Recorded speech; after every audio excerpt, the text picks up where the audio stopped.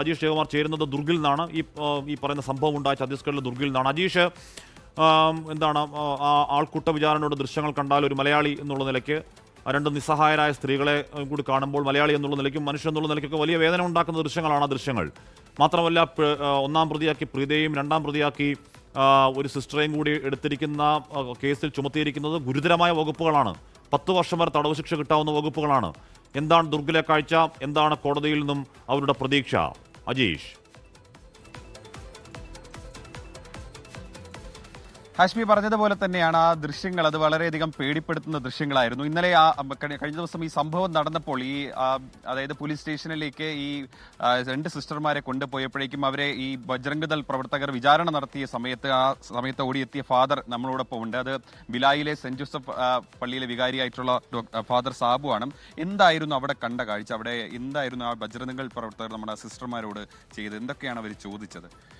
ഞാൻ അവിടെ ഇവരറിഞ്ഞ് ചെന്ന് കഴിഞ്ഞപ്പോൾ ഇവരെ സിസ്റ്റേഴ്സിനെ എല്ലാം അവരെ പിടിച്ച് പോലീസ് സ്റ്റേഷനിൽ അകത്ത് ഇവരെ ആക്കിയായിരുന്നു. പക്ഷെ അകത്ത് തന്നെ പോലീസുകാരുടെ മുമ്പിൽ തന്നെ വെച്ച് ഇവരെ വളരെ ഭീഷണിപ്പെടുത്തുകയും സിസ്റ്റേഴ്സിനോട് വളരെ ഇൻസൾട്ട് രീതിയിൽ സംസാരിക്കുകയും ചെയ്തുകൊണ്ടാണ് ഇവർ ജ്യോതി ശർമ്മ എന്ന് പറഞ്ഞ ഒരു സ്ത്രീ ഇവിടെ ഇവരുടെ ഒരു നേതാവ് അവിടെ അങ്ങനെ പെരുമാറുകയായിരുന്നു. ആ കുട്ടികൾ വളരെ പേടിച്ച് കരഞ്ഞ് അങ്ങനെ ഇരിക്കുകയായിരുന്നു. അപ്പോൾ ഞാനവിടെ ചെന്നിട്ട് പറഞ്ഞു, നിങ്ങൾ പേടിക്കുകയൊന്നും വേണ്ട, ഞങ്ങളിവിടെ എത്തിയിട്ടുണ്ട്, നമ്മളെ കൊണ്ട് പറ്റുന്ന സഹായങ്ങളെല്ലാം നമ്മൾ ചെയ്യാം, നിങ്ങൾ ഒരു തെറ്റും ചെയ്തിട്ടില്ലല്ലോ, അതുകൊണ്ട് ധൈര്യമായിട്ട് നിങ്ങൾ ഇരിക്കുക. അതുകൊണ്ട് അന്നേരം അവർക്ക് കുറച്ചൊക്കെ ധൈര്യം കിട്ടിയായിരുന്നു. അത് കഴിഞ്ഞിട്ട് ഞാൻ പോലീസുകാരോടും സംസാരിച്ചപ്പോൾ അവർ പറഞ്ഞു, ഞാൻ ഇവരെല്ലാം വന്ന് ഇവരെ വിചാരണ ചെയ്യുന്നത് ഇങ്ങനെ ചെയ്തപ്പോൾ നിങ്ങൾ എങ്ങനെ ഇവർക്ക് ന്യായം കൊടുക്കാൻ സാധിക്കുക? അന്നേരം അവർ പറഞ്ഞു, അതുകൊണ്ട് നിങ്ങളൊന്നും പേടിക്കേണ്ട കാര്യമില്ല, ഞങ്ങളല്ലേ റിപ്പോർട്ടുണ്ടാക്കുന്നത്, അതുകൊണ്ട് ഇതിൻ്റെ കുഴപ്പമൊന്നുമില്ല, അതുകൊണ്ട് നിങ്ങൾ ധൈര്യമായിട്ടിരിക്കുക, തെറ്റായിട്ടൊന്നും സംഭവിക്കുകയെന്ന ഒരു നല്ല. യഥാർത്ഥത്തിൽ എന്താ സംഭവിച്ചത്? എവിടെ നിന്നാണ് ഈ 3 പെൺകുട്ടികളെ സിസ്റ്റർമാർ കൊണ്ടുവന്നത്? എങ്ങോട്ടേക്കായിരുന്നു കൊണ്ടുപോയിരുന്നത്? ഇക്കാര്യങ്ങളൊക്കെ സംസാരിച്ചിരുന്നു ഫാദർ? ഞാൻ സംസാരിച്ചായിരുന്നു. അപ്പം നാരായൺപൂർ അടുത്തുള്ള ഏതോ വില്ലേജിൽ ഒരു ഗ്രാമത്തിൽ നിന്നായിരുന്നു ഇവർ വന്നിരുന്നത്. അപ്പോൾ അവിടുന്ന് നേരത്തെയും കുട്ടികൾ പോയി ഇവിടെ സിസ്റ്റേഴ്സിൻ്റെ അവിടെ ഹോസ്പിറ്റൽ, അഗ്രയിലുള്ള ഒരു ഹോസ്പിറ്റലിൽ അവർ വർക്ക് ചെയ്യുന്നുണ്ട്. അവരുടെ അറേഞ്ച്മെൻറ്റ് ഇങ്ങനെ കുട്ടികൾ അവിടെ വർക്ക് ചെയ്യും. അവർ അധികം പഠിച്ചിട്ടില്ലാത്തവരാണെങ്കിൽ അവരെ പഠിക്കാൻ അവർ സഹായിക്കുകയും ചെയ്യും. അങ്ങനെ അതിനുശേഷം അവരെ അതിനുള്ള പ്രാഥമിക പഠനങ്ങളൊക്കെ വേണ്ടി സഹായിച്ച് അവർ പഠിച്ചു കഴിയുമ്പോൾ അവർക്ക് അവിടെ തന്നെ ഒരു വർഷത്തേതോ ഒരു നഴ്സിംഗ് കോഴ്സ് പോലത്തെ അത് പഠിച്ച ശേഷം അവർ ഏതെങ്കിലും ഹോസ്പിറ്റലിലേക്ക്. അതിനുശേഷം ഈ റെയിൽവേ സ്റ്റേഷനിൽ അവരെത്തി. അപ്പോൾ ടി.ടി.ആണ് അവർ ഈ ടിക്കറ്റ് കയ്യിലില്ലാത്തത് കൊണ്ട് അവർ ചോദ്യം ചെയ്യുന്നത്. പെൺകുട്ടികളുടെ ടിക്കറ്റ് സിസ്റ്റേഴ്സിനുണ്ടായിരുന്നു. അവരെ കൊണ്ടുവന്ന ബോയ് ചെറുക്കൻ്റെ ടിക്കറ്റ് അവരുടെ ഈ പ്ലാറ്റൂൺ ടിക്കറ്റ് എടുത്തിട്ടില്ലായിരുന്നു. അതുകൊണ്ട് അവനെ അതിനു വേണ്ടിയിട്ട് പിടിച്ചു. അങ്ങനെ പിടിച്ചു കഴിഞ്ഞപ്പോൾ അവനോട് ഇങ്ങനെ ചോദ്യമൊക്കെ ചോദിച്ചു കഴിഞ്ഞപ്പോൾ ഇങ്ങനെ ഇത് വിവരം അറിഞ്ഞതാണ് ഞാൻ അറിഞ്ഞത്. കാരണം ഞാൻ ചെന്നപ്പോൾ ഇതൊക്കെ കഴിഞ്ഞായിരുന്നു.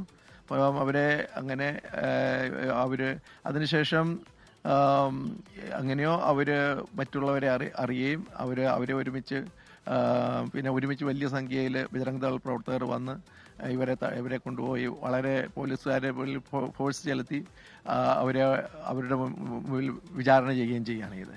എന്തായിരുന്നു അവരുടെ ഒരു രീതി? എങ്ങനെയായിരുന്നു? വലിയ ഭീഷണിപ്പെടുത്തുന്ന രീതി? വളരെ ഭീഷണിപ്പെടുത്തുന്ന രീതിയിലായിരുന്നു. അതിനുശേഷം ഇവർ പോലീസ് സ്റ്റേഷൻ്റെ മുമ്പിൽ മുഴുവൻ എല്ലാവരും തടഞ്ഞിട്ട് ആരെങ്കിലും ഇവിടെ വന്നു കഴിഞ്ഞാൽ അവരെ ഞങ്ങൾ കാണിച്ചു തരും അങ്ങനെയൊക്കെ പറഞ്ഞ് വളരെ ഭീഷണിപ്പെടുത്തുന്ന ഒരു അന്തരീക്ഷത്തിലായിരുന്നു. പിന്നെ നമ്മുടെ കുറേ ക്രിസ്ത്യൻസ്, കാത്തലിക്സ്, മറ്റ് ഡിനോമിനേഷൻകാരും അവിടെ എത്തിയായിരുന്നു, വലിയ സംഖ്യയിൽ എത്തിയായിരുന്നു. പോലീസ് നോക്കി നിൽക്കുകയല്ലായിരുന്നു ഇതൊക്കെ നടന്നു? നോക്കിയിരിക്കുകയാണ്. പോലീസുകാർ ഇതിനകത്ത് അവരെ ഒരു സഹായിക്കുന്ന കാര്യങ്ങളൊന്നും ചെയ്തില്ല.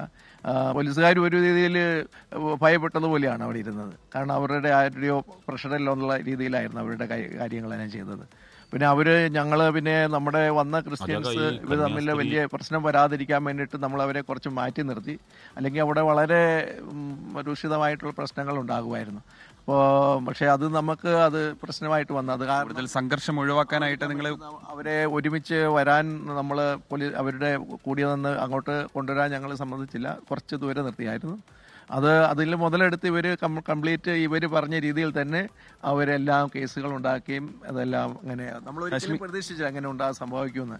ഫാദർ ഇപ്പം അല്ല ഹാഷ്മി, ഇപ്പൊ ഫാദർ പറയുന്നത് പോലെ ഫാദർ നേരിട്ട് കണ്ടതാണ് ആ സ്റ്റേഷനിൽ എന്താണ് സംഭവിച്ചത്. കാരണം ഒരു കൂട്ടം ബജറംഗ് ദൾ പ്രവർത്തകരെത്തി സ്റ്റേഷനിലകത്ത് പോലീസുകാരെ നോക്കി നിൽക്കുകയാണ് ഈ 2 കന്യാസ്ത്രീമാരെ ഭീഷണിപ്പെടുത്തിയത്. അവരുടെ ആ ദൃശ്യങ്ങൾ നമ്മൾ തന്നെ കണ്ടതാണ്. എന്താണ് അപ്പോൾ ഈ നാട്ടിലെ അവസ്ഥ എന്ന് നമുക്ക് അതിൽ നിന്ന് തന്നെ ഊഹിക്കാം. എന്തായാലും ഇന്ന് കോടതിയിൽ ഈ ജാമ്യാപേക്ഷ പരിഗണിക്കുന്നുണ്ട്. അതിനായി ഈ കോൺവെന്റിൽ നിന്ന് പ്രത്യേക ഒരു പ്രൊവിൻഷ്യലിനെ അയച്ചിട്ടുണ്ട്. അവർ ഒരു വക്കീലിനെയും ഏർപ്പെടുത്തിയിട്ടുണ്ട്. എന്തായാലും ഈ ജാമ്യം കിട്ടുമെന്നുള്ള ഒരു പ്രതീക്ഷയിൽ തന്നെയാണ് ഈ ക്രൈസ്തവ സമൂഹം അടക്കം എല്ലാവരും ഉള്ളത്. എന്തായാലും പാർലമെന്റിലടക്കം പ്രതിഷേധം നടക്കുന്നു. ഇവിടെയും എന്തായാലും ഇവരുടെ ജാമ്യാപേക്ഷ കോടതിയിൽ നൽകിയിട്ടുണ്ട്. അത് അല്പസമയത്തിനുള്ളിൽ ദുർഗ ജില്ലാ കോടതി പരിഗണിക്കുന്നതായിരിക്കും. ആ ദൃശ്യങ്ങൾ കണ്ടവർക്കൊക്കെ പേടി ഉണ്ടാക്കുന്ന കാഴ്ചയാണ്.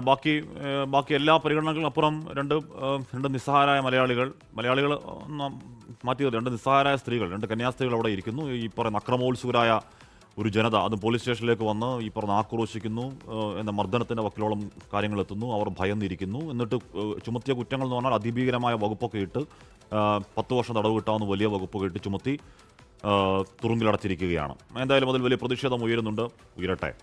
ലോകത്തെവിടെയായാലും ഏത് സമയത്തും 24 വാർത്തകളും ഓഗ്മെന്റഡ് റിയാലിറ്റി പാക്കേജുകളും എക്സ്പ്ലെയിനറുകളും വിശദമായി കാണാൻ ഞങ്ങളുടെ യൂട്യൂബ് ചാനൽ നിങ്ങൾക്ക് സബ്സ്ക്രൈബ് ചെയ്യാം.